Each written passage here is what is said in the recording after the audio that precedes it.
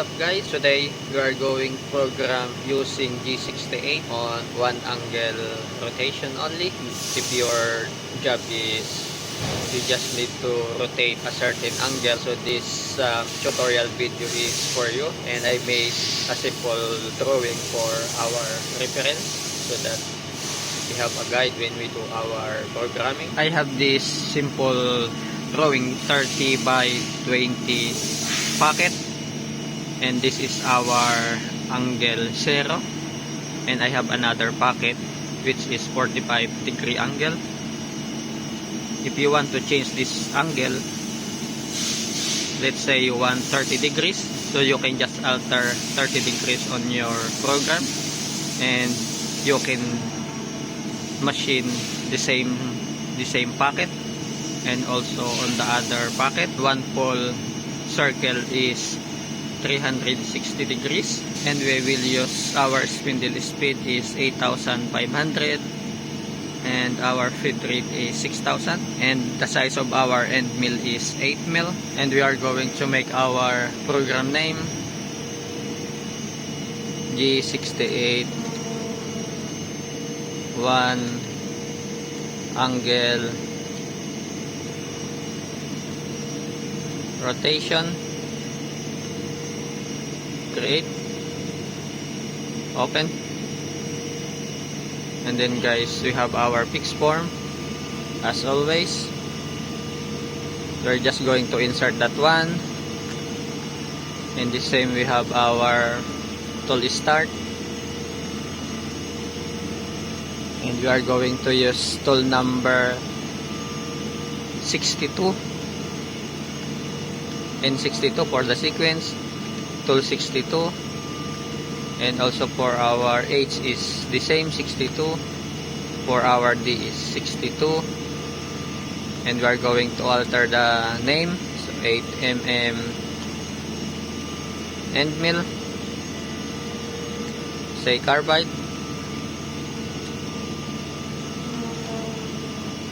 alter, and we are going to keep this one all the same, and our spindle speed is 8,500, and then we go to again to our fix form.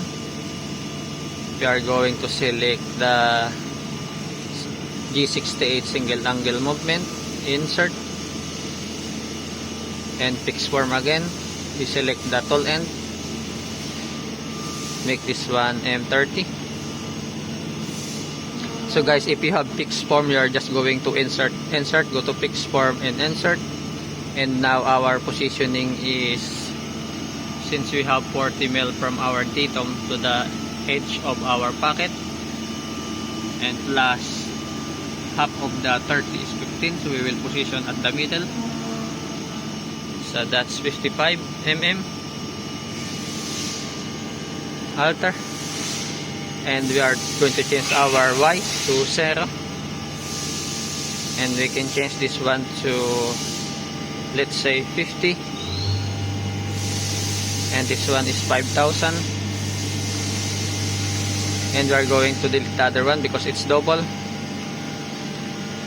And now our angle, so we are going to do first the angle 0, so we can change this one to 0. And since we are using subprogram, we can make our subprogram at the bottom. We'll say N1000 pocket subprog,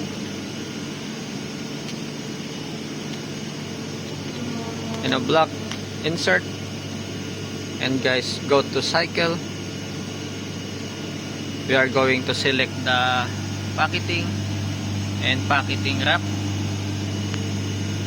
Select,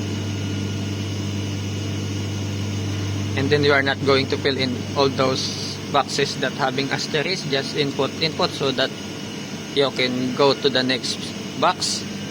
Cut depth of radius L, we make that 1.2 because we are going to cut the pocket at full depth.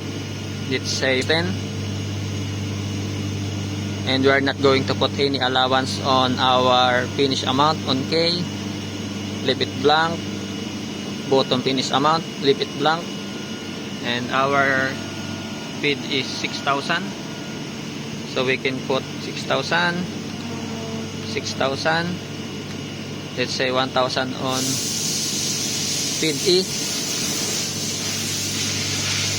Use this right soft kick, so we are going to stay at down cut, although we have up cut. Clearance of radius B 1, it's okay. Clearance of axis C 5 mil, that's okay. Approach motion to axis, the same. So helical, that's the same. So we can make this one, let's say 20, and the radius is, let's say, make it 500. And now guys, we have our insert milling figure, and we will select X and Y square concave because this one is just rectangle. So select that one. Concave, base position set 0, height or depth -10, and then center point of X, the same as our position. So that one is 40 plus 15, 55. 55. And then our Y is 0. Length for X, that's 30 and 20. So our X is 30 and Y is 20, and our radius is 5 mil. We put angle just 0. So insert, okay. And then we are going to put M99.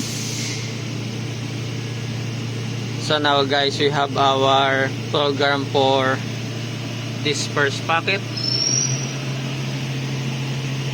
Then we are going to run it in simulation. Then I forgot we are going to put our blank. So go to start. Select the blank. We can use rectangular or cylinder. So we use rectangular blank. 180. I think that's fine. 180. And half of 180 is 90 because our datum is at the middle. So we just keep all the same and reset. Then we are going to run in simulation. Start.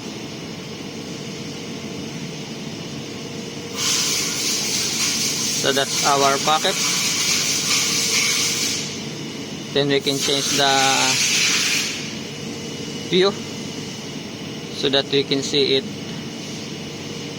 exactly how we position the job on the machine. So I think we have a mistake. So we need to change our angle on our subprogram. So if we make this one 80, as you can see, this one is the angle. Again, start.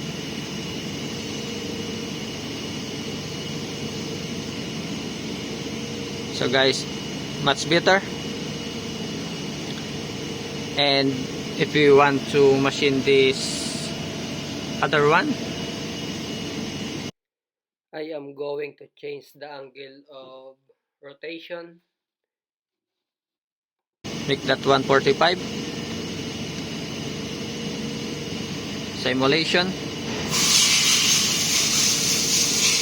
So that one guys is on 45.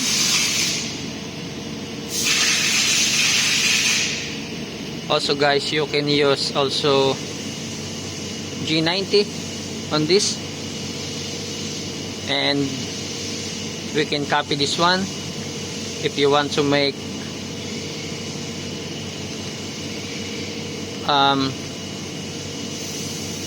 at the same time all of them. You're just going to, let's say you want to start at angle 0, and at the bottom you need to copy again and put the angle of this. So we have now this one and this one, so we are lacking of this. If that one is 360 degrees minus 45, so that's 315. Alter, then reset, go back to simulation, so we can go start.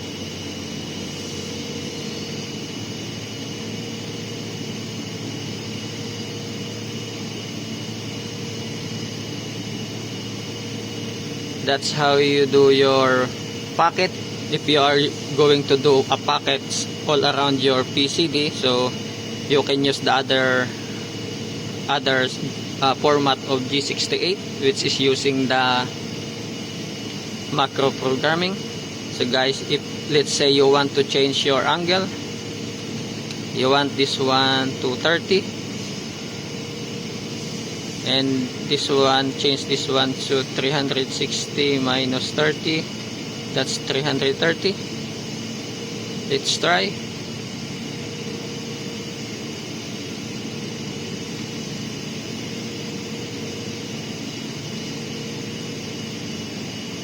Oh, see guys, that's minus 10. That's the one we set our depth.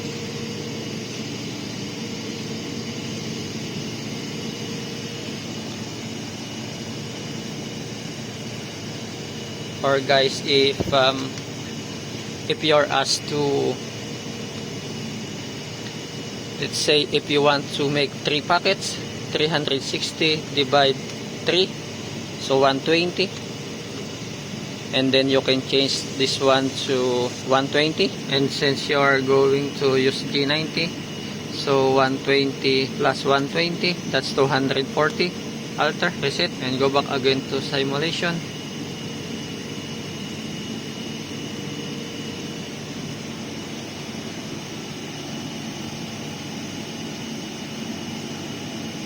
Okay guys,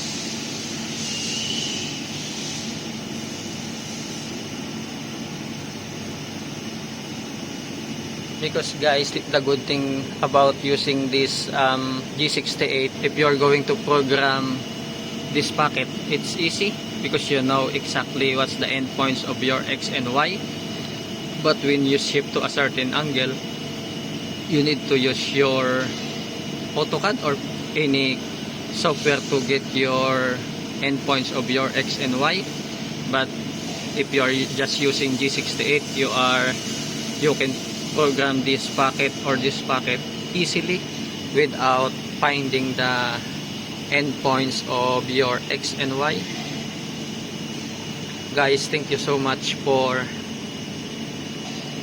watching this video. I hope you enjoy watching this tutorial and you learn something. And if you think that this tutorial video is worth sharing, would you please share it with your friends, with your family, or even on your social media, so that lots of people are going to see this tutorial video.